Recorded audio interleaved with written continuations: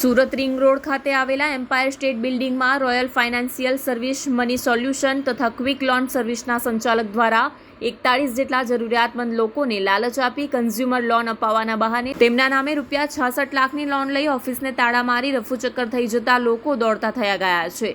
ઠગ ટોળકી 41 લોકો સાથે છેતરપિંડી કરી ફરાર થઈ જતા મામલો પોલીસમાં પહોંચ્યો હતો.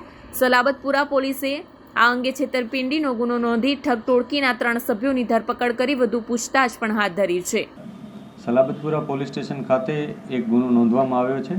આ ગુનામાં હકીકત એ મુજબ છે કે 3 વ્યક્તિઓ રાજેશ, વિરેન્દ્ર ચૌબે, સરફરાઝ અને મોનિકા, આ 3 વ્યક્તિઓએ એક ફાઇનાન્શિયલ કંપની અહીંયા સલાબતપુરા પોલીસ સ્ટેશન વિસ્તારમાં એમ્પાયર બિલ્ડિંગમાં શરૂ કરી હતી.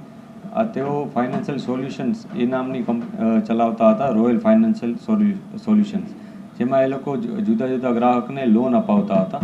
આ લોનમાં એ લોકો ગ્રાહકો પાસે કન્ઝ્યુમર લોન પહેલાં અપાવતા, પછી કન્ઝ્યુમર લોન અપાવી અને એને પછી એના ઉપર પર્સનલ લોન અપાવડાવતા અને મેક્સિમમ જે પણ લોન અપાવી શકે જે ઓનલાઈન જુદી જુદી ફાઇનાન્શિયલ બેંક્સ છે એના થ્રુ એમ અપાવતા હતા અને પછી એમના જે નાણાં હતા એ પોતાના એકાઉન્ટમાં મેળવી લઈ અને પછી એ નાણાંનો એ લોકો ઉપયોગ કરી અને જે ભોગ બનનાર હતા એને કોઈ પણ જાતની સર્વિસીસ મળતી ન હતી અને એ પ્રકારનું ફ્રોડ એ લોકોએ આચર્યું હતું.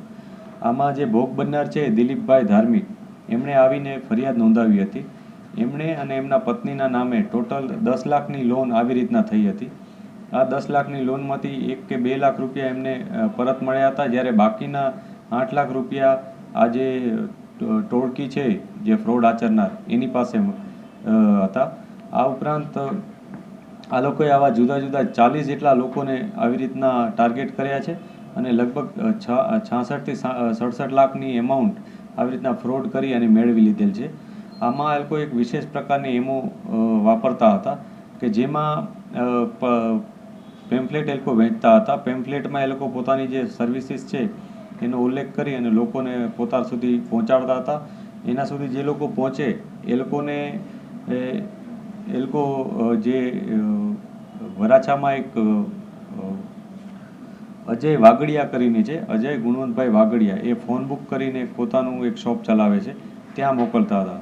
ત્યાં એ લોકોને મોબાઈલ, એસી વગેરે જે ઇક્વિપમેન્ટ્સ હોય છે એ વેચવાના બહાને એમને કન્ઝ્યુમર લોન અપાવડાવતો હતો.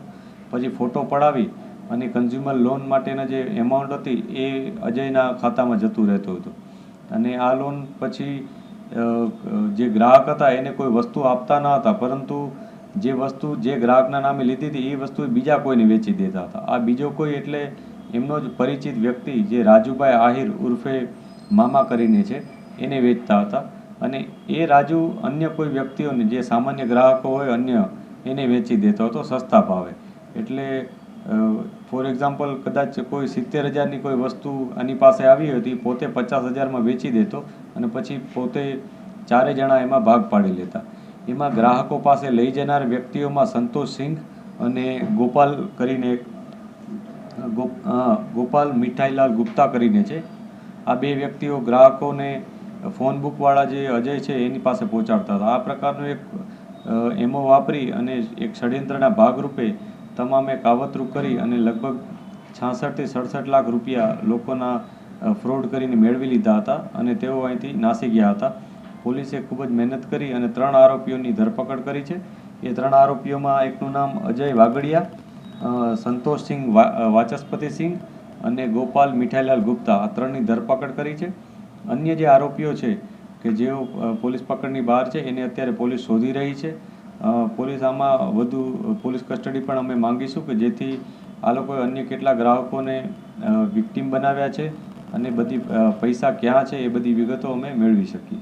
3 આરોપીઓ પકડાયા છે, એમાં ફાઇનાન્સવાળા છે કે મોબાઈલ? આમાં જે 3 આરોપીઓ પકડાયા છે એમાં 2 વ્યક્તિઓ જે ગ્રાહકો હોય છે એને ફોન બુકવાળા અજય સુધી પહોંચાડનાર એક મીડિયેટર તરીકેના છે, જ્યારે એક વ્યક્તિ સંતોષ સિંઘ છે, એક વ્યક્તિ જે અજય વાગડિયા છે એ ખુદ ફોન બુક શોપનો માલિક છે.